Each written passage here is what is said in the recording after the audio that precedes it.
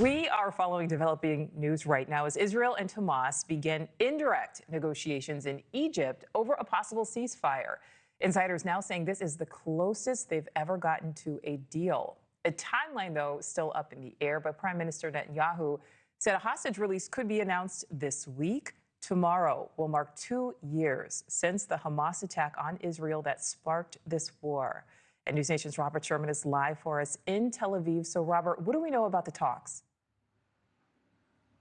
Well, I can tell you this, Nichole, in the 730 days that have gone by since that October 7th attack, this is all that anyone has been able to talk about, think about here in this community is getting the hostages back. And where we stand right now, people believe that this is the best chance that they've seen in order to accomplish precisely back in those 730 days since the war broke out.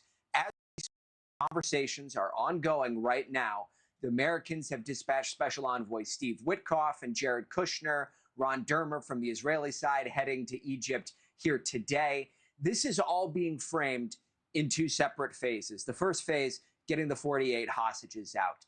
There is a lot of confidence around that from U.S. negotiators, believing that this is in the logistical and technical phase. But then there's phase two, the day after Gaza. Who will govern Gaza? What will Hamas demilitarization look like? Admittedly, from U.S. negotiators, those are more difficult questions to answer.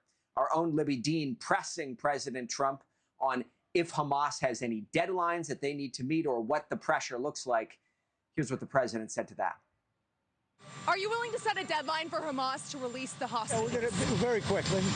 We had some very good meetings. The countries of the world, a lot of the countries surrounding Israel, frankly, Muslim, Arab, and many others have had great meetings with Hamas, and it looks like it's working. So we'll wait for a little while, see how it all turns out. Will the I think it'll work very quickly. I think it's going to go very quickly. One thing that the president has made clear that is a non-starter for him, Hamas cannot be in control of the Gaza Strip once this war is over. The hope is for all of this to take place diplomatically, but says if push comes to shove, Hamas would have to be destroyed if they refuse to give up control. Nichole. And Robert, we know that these high-stake talks are happening on the cusp of the 2-year mark since the October 7th Hamas attacks. How is Israel marking what is such a somber milestone?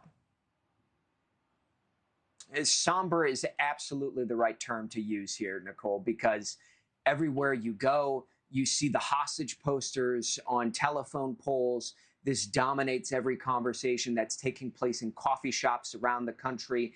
And you see the energy that is on the ground here leading up to October 7th. On one side of your screen, that's Tel Aviv overnight. On the other side, that's Jerusalem. This is happening all over the country where people are hoping and praying these hostages can come out and hoping and praying that despite the fact that people are observing what happened here on October 7th, that maybe this week there can be some good news to celebrate. That's all that anyone is talking about here in Israel at this hour. Nichole. Thank you for watching. Subscribe below and download our NewsNation app right now on your phone, and you will get fact-based, unbiased news for all Americans.